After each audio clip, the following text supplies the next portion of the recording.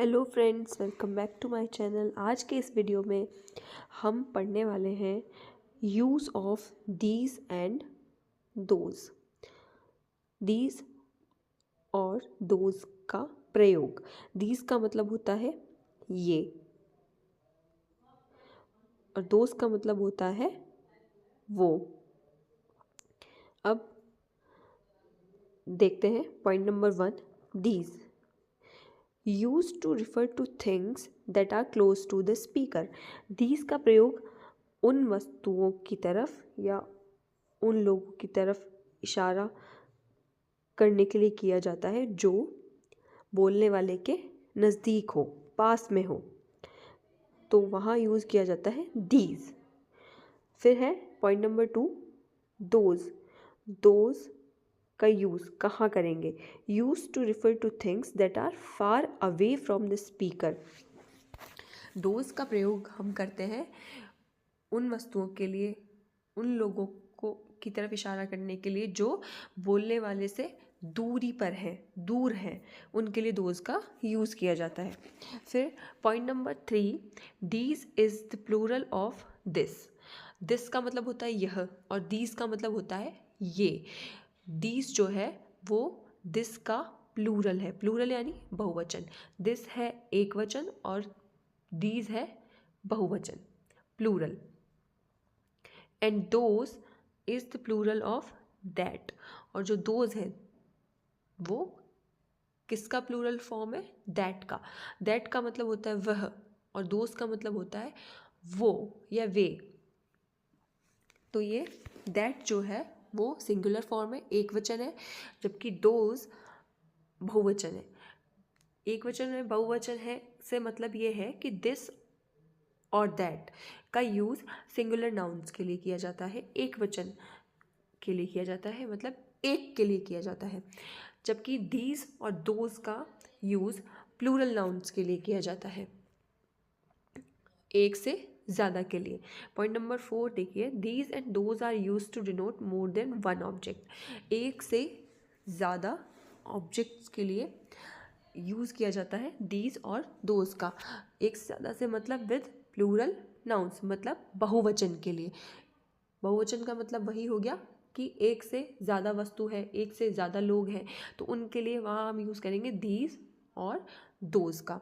These का use जब कोई वस्तु या कोई व्यक्ति बोलने वाले के पास में हो, क्लोज हो, तो दीज का यूज़ करेंगे, और अगर दूरी पर है, कुछ डिस्टेंस पर है, तो दोज का यूज़ करेंगे। अब इसको नीचे कुछ एग्जाम्पल्स हैं, उनसे देख लेते हैं। देखिए, दोज आर बलून्स। बलून्स यानी गुब्बारे। दोज आर बलून्स क्योंकि ये दूरी पर है, जो स्पीकर है, जो बोलने वाला है, उससे दूर है, तो उसके लिए बोला गया है दोज आर बलून्स, वे गुब्बारे हैं। फिर नेक्स्ट देखिए, दीज आर बैट्स। ये जो बैट्स हैं ये बोलने वाले के यानी कि स्पीकर के पास में है, उसके क्लोज है, तो इसलिए यूज़ किया गया है दीज का। दीज आर बैट्स, ये बैट है। फिर देखिए, दोज आर रोजेज़। ये जो रोजेज़ हैं यानी कि गुलाब, गुलाब के फूल, ये स्पीकर के से दूरी पर है, तो इसलिए दोज का यूज़ किया गया है। These are bottles. ये जो बॉटल्स है ये बोलने वाले के पास में रखी हुई है या पास में है, उसके क्लोज है, इसलिए यहाँ दीज का यूज़ किया गया है कि ये बोतलें हैं। फिर दोज आर कार्स। जो कार्स हैं, गाड़ियाँ हैं, ये इस बोलने वाले से दूरी पर है, डिस्टेंस पर है, इसलिए यहाँ दोज का यूज़ किया गया है। दोज आर कार्स कि वे गाड़ियाँ हैं, वे कार हैं, इस तरीके से। अब आगे एक एक्सरसाइज भी हम इसकी कर लेते हैं। ये देखिए, जो ब्लैंक्स है यहाँ पे दीज और दोज का एप्रोप्रिएट यूज़ करना है। तो फर्स्ट जो है ये हट्स, डैश आर हट्स। हट यानी होता है झोपड़ी, तो ये झोपड़ियाँ जो है, हट्स जो है, ये बोलने वाले के यानी कि स्पीकर के पास में है, इसलिए यहाँ आ जाएगा these. These are huts, THE these are huts, ये झोपड़ियाँ हैं।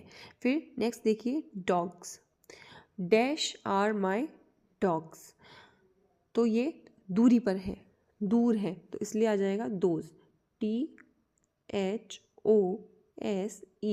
Those are my dogs.